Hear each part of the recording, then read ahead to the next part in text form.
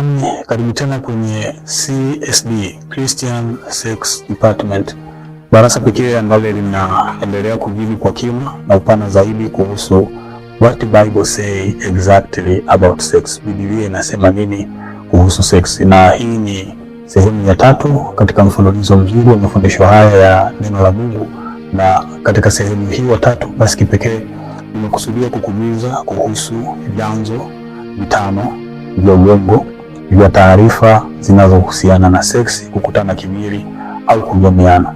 Na kipekee katika sehemu hii ya 3 tutazungumzia vyanzo hivi 5 vya uongo vya taarifa kuhusu seksi kwa kuhusianisha kundi kubwa sana la vijana. Mimi rafiki yako katika Kristo Yesu, mchungaji na mwalimu Emmanuel Mganga, karibisha na mengine darasani ili tuweze kuanza pamoja sehemu hii ya 3 inayokwenda kuainisha vyanzo 5 vya uongo ambavyo vimekuwa vikitumainiwa na kutegemewa na watu wengi, zaidi sana kundi kubwa la vijana, kama chanzo cha taarifa za msingi walizonazo kuhusu seksi, kujamiana au kukutana kimwili.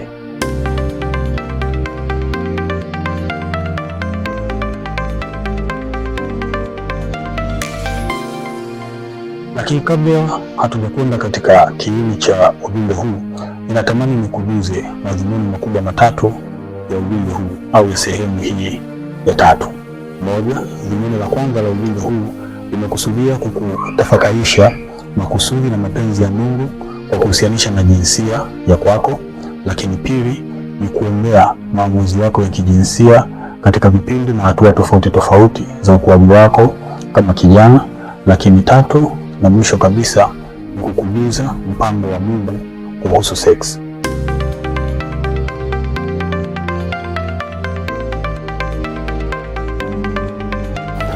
Basi chanzo cha kwanza cha taarifa kuhusu seksi ambacho vijana wengi au kundi kubwa sana la vijana wamekuwa wakikitumainia kama chanzo chao awali, ambacho kwa mara ya kwanza wameweza kusikia kuhusu mambo ya kujamiana au kukutana kimwili, ni marafiki. Ndio, marafiki ni chanzo cha kwanza cha taarifa ambacho kundi kubwa sana la vijana wamekuwa wakitumainia kama nguzo na msingi wao wa kwanza, ambako wanaweza kusikia na kujua na kufahamu mambo mbalimbali kuhusu kukutana kimwili, kuhusu tendo la ndoa au kuhusu sex. Sasa marafiki sio watu wabaya, marafiki ni watu wazuri. Kuna usemi mmoja unasema, nionyeshe marafiki zako na mimi nitakwambia wewe ni mtu wa namna gani. Marafiki wana mchango, wanaweza wakakujenga au wakakubomoa. Marafiki wanaweza wakakuimarisha au wanaweza wakakuharibu. Marafiki wanaweza wakakusogeza karibu na Mungu, au marafiki wanaweza pia wakakupeleka mbali na uwepo au mbali na uso wa Mungu. Alimi na rafiki uliye nao wana nguvu kubwa sana kukuambukiza mtazamo wao walionao kuhusu sex. Aina ya marafiki wanaokuzunguka au aina ya marafiki ulionao wana mchango mkubwa wa maarifa, wana mchango mkubwa kuhusu ufahamu na uelewa ulionao kuhusu sex. Je, marafiki zako wanaamini nini kuhusu kujamiana? Marafiki zako wanafahamu kitu gani kuhusu kukutana kimwili? Ikiwa marafiki zako wanaamini ya kwamba wakati wa balehe ni si wakati sahihi ambao Mungu ameamuru kukutana kimwili au kujamiana, mpaka ule wakati mtu atakapoenda kuungwa katika ndoa takatifu, ikiwa wanaamini kwamba wanapopata uwezo wa kukutana kimwili, basi huo ndio wakati sahihi wa wao kuanza kushiriki tendo la ndoa au kujamiana. Watakapokuwa na mtazamo wa aina hii, basi ni rahisi sana kukuambukiza na wewe pia mtazamo wa aina hii. Neno la Mungu limetajwa mifano kadhaa ya watu ambao walitumainia mawazo, walitumainia mitazamo ya marafiki zao, na watu hawa hawakuweza kubaki salama. Waliweza kuondoka katika nafasi, waliweza kupoteza kipawa, waliweza kuharibu karama ambayo Mungu aliwaamini akawekeza ndani yao na kuwapa. Lakini mambo haya yote yaliwezekana tu kwa sababu walipata kusikia ushauri ambao walishauriwa na marafiki zao. Kwa mfano, neno la Mungu linataja mifano kadhaa ya watu ambao waliamini ushauri, waliamini taarifa ambazo walipewa na rafiki zao. Basi na kwa kufanya hivyo, kwa kuamini ushauri, kwa kuamini taarifa ambazo waliweza kuambiwa na rafiki zao, watu hao waliweza kuharibika maisha yao. Kuna watu waliondoka katika nafasi ambazo Mungu aliwaamini na kuwaweka. Kuna watu waliharibu vipawa vyao. Kuna watu waliharibu karama zao. Na mfano wa kwanza tunapata kutoka katika kile kitabu cha Wafalme wa Kwanza, ile sura ya 12 mstari wa 10 hadi mstari wa 11.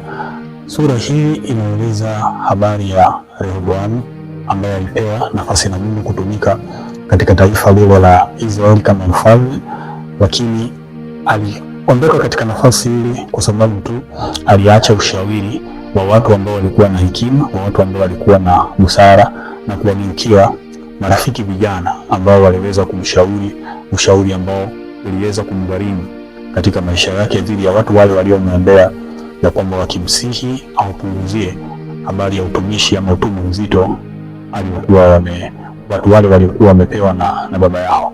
Lakini mfano wa pili ambaye inaweza kutufundisha kwa kina kuhusu marafiki, jinsi wanaweza kugeuka kuwa chanzo hatari cha taarifa kuhusu seksi, chanzo hatari cha taarifa kuhusu mambo ya kukutana kimwili au kujamiana, tunapata katika kile kitabu cha Samueli wa pili, ile sura ya 13 ule mstari wa kwanza hadi mstari wa 19. Sura hii inaeleza habari ya mbili ya wili, Amnoni dhidi ya umbu lake Tamari, na Amnoni aliweza kusikiliza ushauri wa rafiki yake wa karibu aliyekuwa akiitwa Yonadabu, na Amnoni aliweza kumlaka.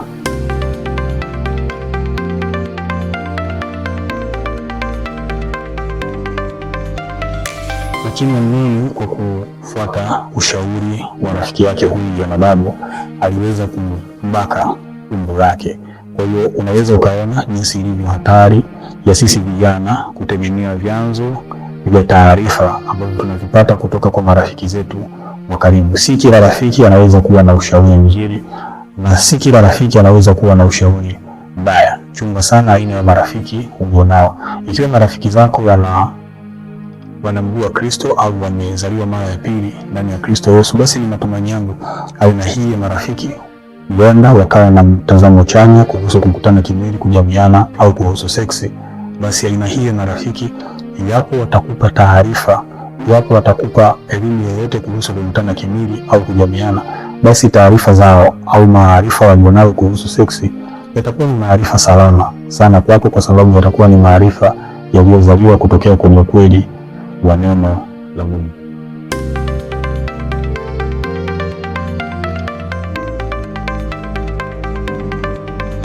Chanzo cha pili cha taarifa ambacho kimekuwa kikiwapa kumkubwa sana na vijana maarifa ama elimu kuhusu kujamiana, kuhusu kukutana kimwili au tendo la ndoa ni vyombo vya habari. Ndio, vyombo vya habari kama redio au runinga. Basi hivi imekuwa ni baadhi ya vyanzo vya kutegemewa kabisa kwa kundi kubwa la vijana kuwapa maarifa, kuwapa elimu kuhusu seksi. Fahamu ya kuwa kila kipindi unachokisikia katika redio au kila kipindi kinachorushwa katika runinga au kinachoonyeshwa katika runinga huwa kinakuwa na dhamira, huwa kinakuwa na shabaha maalum. Kila kipindi kinachotandazwa wakati wa asubuhi katika redio, wakati wa mchana, jioni ama usiku, vile vile pia kila kipindi kinachoonyeshwa katika runinga wakati wa asubuhi, wakati wa mchana, jioni ama usiku, huwa kinakuwa na shabaha maalum, huwa kinakuwa na makusudi maalum.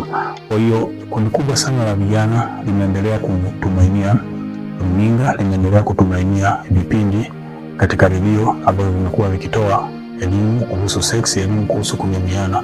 Nitoe angalizo ya kuwa si kila kipindi kinachofundisha kuhusu seksi, kuhusu mambo ya kujamiana au kuhusu mambo ya kukutana kimwili katika runinga au katika redio basi huwa kinatoa taarifa zisizo sahihi.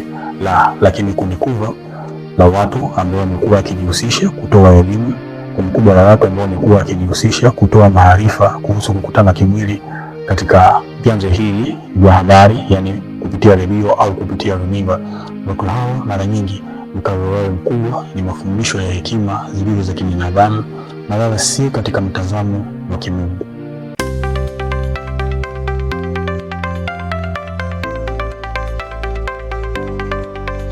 Maudhui yaliyotengenezwa na kuonyeshwa katika runinga au na kutangazwa katika redio, aina hii ya maudhui huwa inazingatia umri, inazingatia jinsia, inazingatia eneo, inazingatia na kazi. Yani kwa kifupi ni sawa na kusema maudhui mengi yanayotengenezwa katika runinga, yanayotangazwa katika redio huwa yamelenga kundi maalum la watu.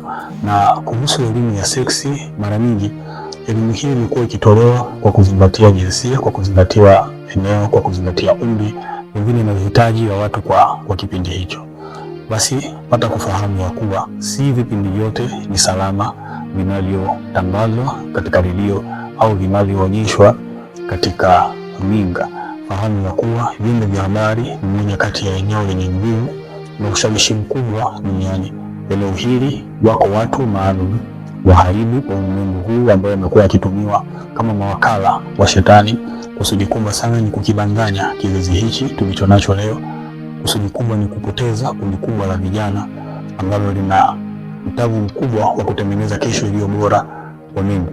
Na zaidi sana uharibifu kupitia vyombo hivi vya habari umekuwa ukilenga habari ya kuwabadilishia watu mtazamo kuhusu mambo ya kujamiana, habari ya kuwabadilishia watu mtazamo kuhusu wakati sahihi wa kukutana kimwili au wa kuanza kukutana kimwili. Vyombo hivi vya habari vimekuwa vikitumia pia mila wetu mwingi sana ambao kimsingi ni mila nyingi waliotupa kwa ajili ya kupanda mbegu, maadamu ni usiku, maadamu ni mchana. Hebu jaribu kufikiri kiasi cha muda unachokipoteza kwa kutazama pengine maudhui ya aina fulani katika runinga, au hata kufahamu kwa kufikiri tu muda unaopoteza kwa kusikiliza vipindi vinavyotangazwa katika redio vinavyohusiana na mambo ya kujamiana au kukutana kimwili, habari za kutafuta wapenzi au habari za kuunganishwa na mwenza wa maisha yako, ambavyo si msingi, ambavyo si kigezo alichokiweka Mungu kama njia sahihi ya mtu kuweza kukutana na mwenza wake, au njia sahihi ya mtu kuweza kulifikia kusudi la Mungu katika eneo hili la seksi au kujamiana.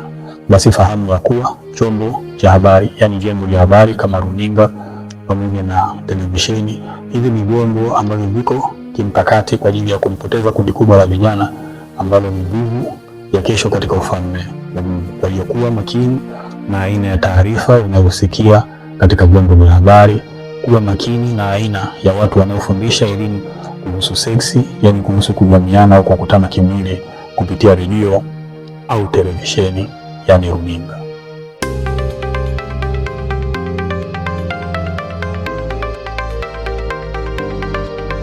Chanzo cha tatu ambacho kimekuwa ni chanzo cha kutumainiwa na kutegemewa na kundi kubwa la vijana ili kupata maarifa na elimu sahihi kuhusu seksi ni mitandao ya kijamii. Utakubaliana na mimi ya kuwa tupo katika zama zilizorahisishwa sana katika mbadilishano na upatikanaji wa taarifa. Tupo katika zama za kidijitali ambazo mbadilishano wa maarifa na taarifa kutoka eneo moja kwenda eneo lingine imeongezeka, ana kasi imeongezeka kwa kiasi au kwa kiwango kikubwa sana. Mitandao ya kijamii kama vile Facebook, kama vile Twitter, kama vile TikTok, kama vile YouTube, basi mitandao hii hivi sasa imegubikwa na kundi kubwa sana la watengenezaji wa maudhui. Mitandao hii imegubikwa ama imefunikwa na kundi kubwa sana la watengenezaji wa maudhui, watu ambao wamekuwa wakitumia fursa hii ya uwepo wa mitandao ya kijamii kutoa elimu na mafundisho ya vitu mbalimbali kuhusu maisha ya mwanadamu. Wako watu wanaofundisha elimu ya fedha, wako watu wanaofundisha elimu ya mahusiano, wako watu wanaofundisha elimu ya maisha na nasaha mbalimbali, lakini wako watu pia ambao wamekuwa wakifundisha na kutoa maarifa kuhusu mambo ya kujamiana au kuhusu mambo ya kukutana kimwili. Basi hatari iliyopo katika mitandao ya kijamii ni hii. Wapo watu ambao wanafundisha mambo haya zaidi sana kwa vijana kuhusu mambo ya kukutana kimwili, kujamiana au seksi nje na utaratibu wa Mungu. Hilo ni jambo la kwanza. Lakini pili ni kukosa maarifa na taaluma sahihi. Watu wengi wanaofundisha elimu kuhusu mambo ya kujamiana au kukutana kimwili, hawa ni watu ambao kimsingi hawana kabisa taaluma, hawana kabisa elimu ya kuhusiana na mambo hayo, lakini zaidi sana wanafundisha kutokea katika mitazamo yao na uelewa zaidi, pia na kutokea kwenye uzoefu wa maisha yao. Kwa hiyo yupo kijana ataendelea kutumainia mitandao ya kijamii, ataendelea kutumainia baadhi ya watu ambao wamekuwa na nguvu na ushawishi mkubwa kupitia mitandao ya kijamii katika mambo wanayosema, katika mambo wanayofundisha. Basi kijana na watu wengine ambao wamekuwa wakipata taarifa kutokea kwenye mitandao ya kijamii, kutokea kwenye aina ya watu wanaofundisha elimu ya namna hiyo, basi kundi hili liko hatarini sana kupotea. Kwa sababu iwapo watu hawa wataendelea kulisha fahamu yako, wataendelea kulisha fikra zako kitu ambacho si sahihi, basi uko katika hatari kubwa ya kupotea. Nitoe angalizo pia, si watu wote walio katika mitandao ya kijamii wanaofundisha elimu kuhusu seksi hawana maarifa sahihi ya eneo hilo wanalofundisha. Wako watu wengi wataalamu, wako watu wengi ambao wanafahamu kwa kina na upana zaidi mpango wa Mungu kuhusu katika eneo hilo la seksi au kujamiana, na basi watu hawa wameendelea kufanyika baraka. Basi ni vyema kijana ambaye umekuwa ukitumia mitandao ya kijamii kutafuta taarifa kuhusu seksi, kutafuta taarifa kuhusu jinsia na neno mbalimbali ambayo umekuwa ukijiuliza katika maisha yako, ni vyema sana ukatafuta watu walio sahihi zaidi, watu wanaofundisha kuhusu seksi kutokea kwenye mtazamo wa Mungu zaidi sana. Neno la Mungu linasema nini kuhusu seksi? Kuwa makini na kuwa mwangalifu aina ya watu unaowafuata katika mitandao ya kijamii, aina ya maudhui pia unayotazama katika mitandao ya kijamii inayofundisha kuhusu seksi.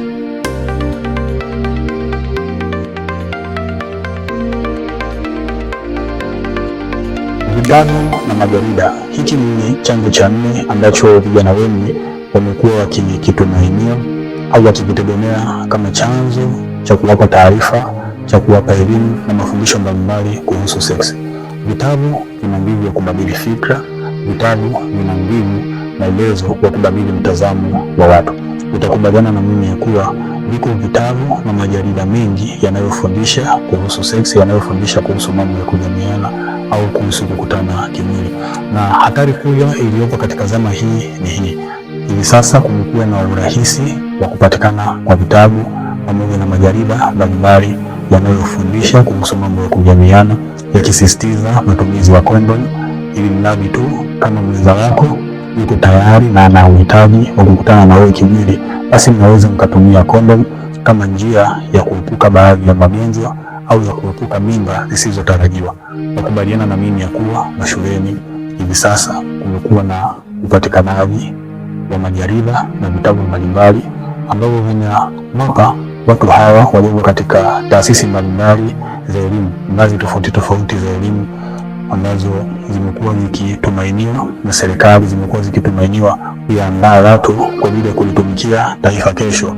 Lakini watu hao wamekuwa na hatari kubwa, wako katika hatari kubwa ya kuanza kushiriki tendo la ndoa au ya kuanza kukutana kimwili kwa kufuata maelekezo wanayopewa au wanayoambiwa kupitia majarida na vipeperushi ambavyo vimekuwa vikiletwa katika maeneo waliopo. Viko vitabu hivi sasa vinavyoelekeza na kufundisha umuhimu wa kuwa lesbian, umuhimu wa kusabana. Viko vitabu vinavyofundisha na kuelekeza jinsi gani ushoga ni kitu kizuri na si kitu kibaya kama kinavyotazamwa katika jamii.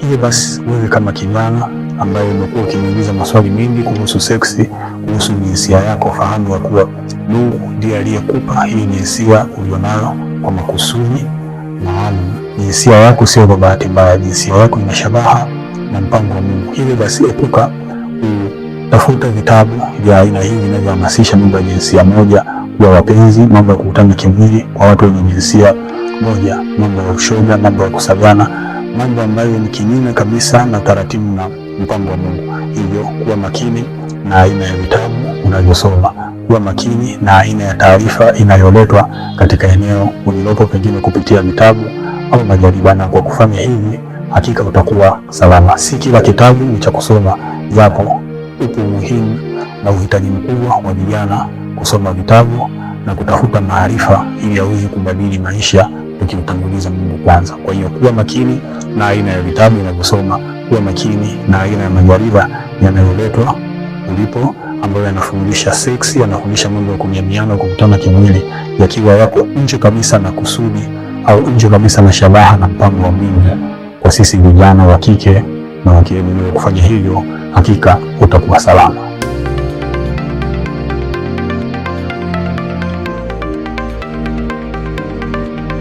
Machapisho na maudhui ya ngono. Hiki ni chanzo namba 5 na cha mwisho cha taarifa ambacho kundi kubwa sana la vijana wamekuwa wakitumainia kama chanzo cha awali, kama chanzo cha kutegemewa cha muda wote kinachowapa maarifa na elimu kuhusu seksi. Chanzo hichi kimekuwa kikiwapa maarifa na elimu kuhusu seksi ambayo wameshindwa kuipata katika eneo au sehemu nyingine. Basi fahamu ya kuwa pornografia na maudhui haya ya ngono ni moja kati ya silaha ambazo anazitumia Shetani kwa ajili ya kuharibu kundi la vijana na kizazi kwa ujumla. Basi maudhui na machapisho ya ngono yana hasara kuu mbili. Hasara ya kwanza, chanzo hiki cha taarifa kinaharibu mahusiano ya mtu na Mungu, lakini athari ya pili au hatari ya pili ya watu wanaokitumainia, athari ya pili ya watu au kundi la watu hasa vijana ambao wamekuwa kikitumainia chanzo hichi kama chanzo cha taarifa wanazotafuta kuhusu seksi. Chanzo hichi kina athari ya kubadili mtazamo wako kuhusu kujamiana au kuhusu tendo la ndoa au kukutana kimwili kama inavyojulikana na kufahamika na watu wengi. Maudhui ya ngono yapo kwa ajili ya kubadili fikra katika maeneo yafuatayo. Moja, maudhui haya ya ngono yanakujengea mtazamo hasi kuhusiana na maumbile yako, ukubwa au udogo wa maumbile yako, kwa kujilinganisha na watu wanaoonekana wakishiriki tendo la ndoa au wakikutana kimwili katika aina ile ya maudhui. Lakini pili, maudhui haya yanabadili mtazamo wa mtu kwa habari ya muda unaotakiwa ili mwenza wako mnaposhiriki tendo la ndoa au mnapokutana kimwili aweze kuridhika. Lakini jambo jingine ambalo linakuja kama athari ya watu wanaotumainia maudhui haya ya ngono kama chanzo cha taarifa ni sehemu sahihi, a place confusion. Ni sehemu ipi sahihi katika mwili ambayo huwa inapaswa mtu mke na mtu mume wanapokutana kimwili waweze kutumia. Basi maudhui mingi sana ya ngono yanayotengenezwa yanahalalisha au yanafundisha watu kukutana kimwili nje na maumbile au na sehemu sahihi ambazo Mungu aliziamuru tangu asili ya kwamba watu wawili, yani mtu mke na mtu mume, wanapokutana kimwili waweze kuzitumia sehemu hizo. Lakini mwisho kabisa, maudhui haya ya ngono yanaleta matumizi ya vitu ambavyo si sahihi katika njia ya kujamiana au kushiriki, kwamba viko vitu vimetengenezwa kwa ajili ya kuongeza ufanisi au kwa ajili ya kuongeza raha wakati wa kushiriki tendo la ndoa. The use of sex toys. Hizi sex toys zile kwa ajili ya kuharibu mpangilio na utaratibu wa Mungu ambao tangu asili aliuamuru watu wawili wanapokutana kimwili. Kwa hiyo wewe kama kijana ambaye umekuwa ukitumainia chanzo hiki, yani maudhui ya ngono, kama chanzo chako awali, kama chanzo chako cha muda wote cha kukitegemea ili uweze kupata maarifa na taarifa sahihi kuhusu kujamiana au kuhusu kukutana kimwili, basi tambua ya kuwa chanzo hichi sio chanzo sahihi kwako, kwa sababu kinaharibu mahusiano yako na Mungu. Lakini pili, chanzo hichi kinakubadilishia mtazamo wako kwa kukuvurugia maeneo hayo niliyokwisha kuyataja, ambayo yanaharibu kabisa future yako katika kujamiana au kukutana kimwili. Basi epuka kabisa kutazama maudhui haya, epuka kutegemea maudhui haya kama chanzo cha kwanza cha taarifa au kama chanzo cha muda wote unachokitegemea kukufundisha mambo usiyoyajua au mambo usiyoyafahamu kuhusu kujamiana.